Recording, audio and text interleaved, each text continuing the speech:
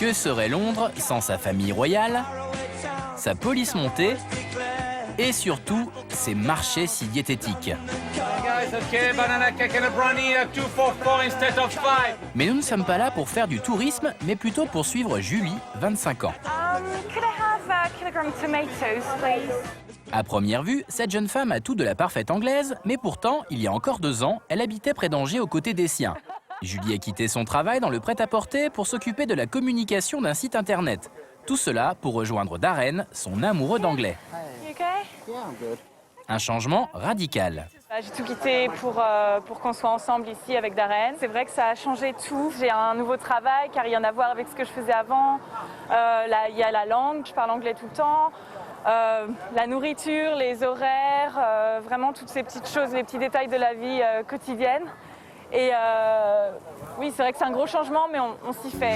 Ah, l'amour, toujours l'amour et encore l'amour. Quand on le rencontre, on est prêt à toutes les folies et parfois même à tous les sacrifices. Mais le problème avec Cupidon, c'est qu'il frappe parfois là où on ne l'attend pas. Alors que doit-on faire quand l'être aimé vit à plusieurs centaines de kilomètres de chez nous, ou pire, sur un autre continent? Continuer ou tout arrêter, un sacré dilemme. Pourtant, 37% des Français seraient prêts à tout quitter pour vivre une vraie histoire d'amour. Philippe Cabane est psychologue, il nous dresse un portrait robot de ces amoureux voyageurs. Ce sont des personnes qui, en général, sont rarement anxieuses et qui ont cette capacité comme ça à pouvoir changer du jour au lendemain leur mode de vie. C'est vraiment la quête du prince charmant, la quête de l'homme idéal. Et les femmes sont plus enclins à tout quitter pour suivre l'idéal qu'elles imaginent ou qu'elles recherchent depuis toujours. Jacqueline, 61 ans, en a fait la douloureuse expérience. Quand je suis arrivée là-bas, j'avais l'impression de vivre un conte de fées, une chambre d'hôtel magnifique, la piscine, la mer bleue de chez Bleu. Partie en vacances sous les tropiques, Jacqueline va en fait, dès son arrivée, faire une rencontre qui bouleversera sa vie. Il s'est passé ce que moi j'ai appelé le coup de foudre. J'ai ressenti plein de choses au niveau émotion, des tremblements, j'ai dû rougir, j'ai dû transpirer. Jamais l'amour m'est tombé dessus comme ça. Nous sommes en janvier 2008 et celui qui a fait chavirer le cœur de Jacqueline, c'est Jean Rodriguez, 45 ans. Après avoir passé une semaine idyllique l'un à côté de l'autre, la séparation est difficile pour cette femme qui n'a jamais connu le grand amour. De retour en France, elle n'arrive pas à oublier cet homme qui l'aime tant. Je ne pensais qu'à moi et à lui. Ma sœur m'a dit tu dois être folle. Je dis non, seulement amoureuse. Jacqueline compte les jours et 3 mois plus tard, elle part retrouver son prince charmant pour 2 semaines. Dans sa tête, commence à germer une idée un peu folle. Pourquoi ne viendrait-elle pas s'installer ici? Là, vous voyez, en annotation, j'avais marqué mélange de bonheur et de questionnement.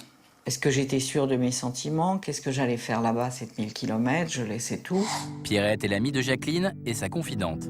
On va s'installer par là. Pour elle, son amie a bien failli ruiner toute sa vie pour une simple amourette de vacances. C'était la première fois que je la voyais dans cet état. Ça ne fait pas par amour, hein, quand même. C'est bien connu, l'amour rend aveugle, mais heureusement pour Jacqueline, c'est lors de son 3e et dernier voyage qu'elle va enfin ouvrir les yeux. J'avais en face de moi un homme qui ne m'entendait pas, qui n'avait plus de gestes attentionnés vers moi. Il y avait un fossé énorme entre ce que j'allais quitter et ce que j'allais vivre. Mais je m'en voulais, oui, terriblement. Il a fait semblant de l'avoir, le coup de foudre, puis après... Bon, je pense, mais c'est ce que je me suis dit après. En fait, c'est moi qui l'ai eu, le coup de foudre, c'est pas lui. Jacqueline a failli perdre son travail et ses amis avec cette histoire d'amour sans lendemain. Avant de faire le grand saut, assurez-vous donc de partager les mêmes sentiments. Quant à Julie, son installation dans un autre pays que le sien a l'air de plutôt bien fonctionner. Voilà, je prépare un petit thé, typiquement anglais. C'est un petit moment privilégié. C'est vrai que c'est une habitude londonienne qui est facile à prendre. Et il faut croire que nos habitudes à nous, les Français, sont beaucoup plus difficiles à prendre, puisque avant de s'installer avec Julie à Londres, Darren a lui aussi quitté son pays de Galles natal pour suivre sa belle sans succès. I wasn't particularly homesick. After the few months down the pass, then it kind of sinks in. Especially when you Skype with friends, family, it's not particularly the same anymore. Si Darren n'a pas réussi à supporter l'éloignement avec ses proches, pour Julie aussi, les adieux ont été difficiles. Ça induit des petits pincements au cœur. Quand on a c'est toute sa famille sur le quai du train qui dit au revoir, c'est vrai que c'est très difficile, hein, je vais pas mentir, c'est vrai que c'est des moments qui sont riches en émotions. Un déracinement familial, mais aussi gastronomique, car côté cuisine, on ne peut pas dire que Julie ait vraiment gagné au change. Mais visiblement, la jeune femme s'est plutôt bien adaptée aux produits anglais. C'est les baked beans. C'est des haricots à la sauce tomate, c'est vraiment tout bête, mais c'est un truc que je pourrais manger à longueur de journée. Vraiment très très typique. On appelle ça du porridge, ils appellent ça oatmeal. Et c'est une espèce de pâte blanche qui n'a pas de goût. Mais après, il faut mettre des choses dedans et c'est ça, c'est créatif, donc c'est sympa. Malgré son sourire, Julie connaît elle aussi des moments de blues. Ça va? Depuis 2 ans, le coup de fil du dimanche est donc devenu un vrai rituel. Ça fait vraiment plaisir d'avoir des petites nouvelles de temps en temps. Il y a des dimanches que je passe entiers à appeler tous mes amis et tous mes grands-parents, ma famille tout d'un coup, histoire de ne pas faire de jaloux.